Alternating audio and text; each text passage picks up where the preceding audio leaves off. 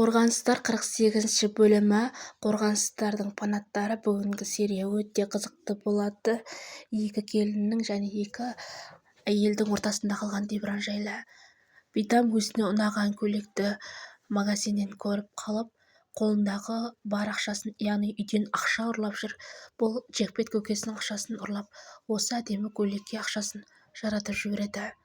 Магазинде тұрған Нежла қызына анасы келіп, енді сен жоқсың, мына билетті алып көзіңді құрт, енді сені көруше болмайын, қазір масқара болмай тұрғанда тезірек кет дейді.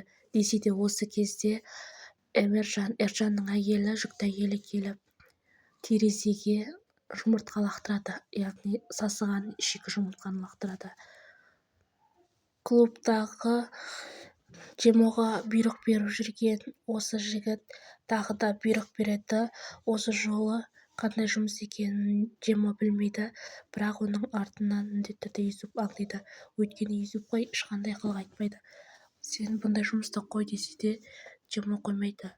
Ал ас үйде Азизе әдеттегідей кастрөлдер көтеріп тамақ дайындап жатқанда енесі келіп, саған бұндай жұмыс жасауға болмайды, сен жүктісің, нұрлы жүзім менің, бұлай істеме деп Азизені көкке көтеріп өте қатты жақсы көріп, тіпті нұрлы жүзім деп Дебран да оны мазақ етіп кетіп қалады.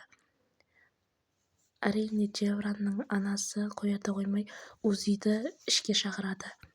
Ал мұнда әкесі, Дебранның әкесі көңілдесін біліп, Бераға, сен мына ақшаны ал да көзіңді жоғалт.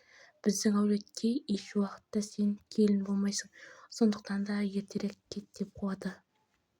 Пидам болса күнде ұрланған ақшасына балаларға гамбургер және өзіне осы әсем көйлекті алып, айнаға қарап мәз болады. Бұл көйлекті өткендегі жігіт үшін және ол жігіт келген кезде киемін деп ойлайды. Азизе болса не шарасын білмей тезірек Дебранға хабарласып, тезірек кел, анаң сенің Узи тексеретін дәрігерге дейін алдырыпты, тезірек кел деп звондайды. Бера болса Дебранға звондайды, бірақ Дебран көтермейді. Сол кезде Бераның көмекшісі келіп, Бера ханым, Азизе ханым шынымен де жүкті екен, оған Узиге түсіретін дәрігерлер келді дейді. Осы кезде жынданып кетеді Бера. Артынан аңдып жүрген Джемоны Юсуп ұстап алады және олар бір есікке кіреді. Мен де сол адаммен бірге келгенмін деп алдап, әлгі басбұзардың қоймасына кіреді.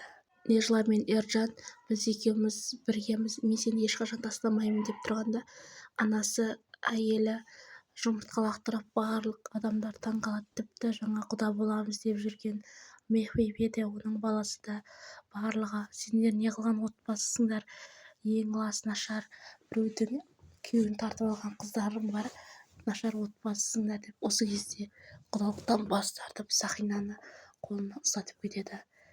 Ағасы қатты ашуланып, мен сендерді өлтіремін деп айқай салады. Барлық жұрт естиді. Жүкті әйелді, біреудің күйеуін тартып алған нақұрыс әйел дейді. Ал Юсуп мұнда Джемоның артынан келген кезде, Джемо Тауар дегені өздерінің танитын әнші қыз болады. Ол ес-түсі жатыр екен. Осы қызды алып кетуге. Дебранның анасы дәрігерлерді шақырып, Азизені күтіп тұрған кезде оған Бера келеді. Менің аяғым ауыр, мен де жүктімін, мен сенің балаңнан жүктімін деп айтып салады. Дебран да сол кезде келеді. Не дерін білмей, анасына ешқандай ақталатын сөз айтпайды. Бера болса тік қарап тұр. Осы кезде есіктен Азизе шығып, бізден қателік болды, ешқандай жүкті емеспін дейді. Екі оттың ортасына алған Дебран және анасы болса, мына жексұрын қайдан келді? Бізге бұндай келін керек емес. Менің келінім Азизе, менің баламның келін әйелі Азизе, сол ғана жүкті болу керек. Сен кет деп айқайлайды. Осы кезде Азизені аяп кеттім, өте аянышты жүзбен тұрады. Кеткісі келеді, бірақ енесі кетпейді. Сен кетпейсің, сен менің келінімсің деп Азизеге жылы жүз танытады. Одан кейін Бераға ұрсады. Сен есің дұрыс па, неге олай еттің дейді. Мен шынымен де жүктімін дейді. Енесі болса, сен ешқайда кетпе, сен ол әйелдің жанын шығар, оның шашынан сүйреп қуамыз дейді. Бірақ Азизе, мен сен сияқты емеспін дейді. Осы кезде Азизенің енесі Бераға барып, сен көзіңді құрт, сенен туған бала емес, біз ешуақытта оны отбасымызға қабылдамаймыз деп ашық айтады.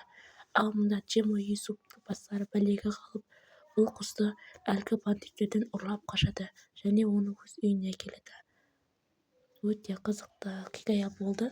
Жалғасын көремін десеңіздер лайк басып қолдап кетіңіздер.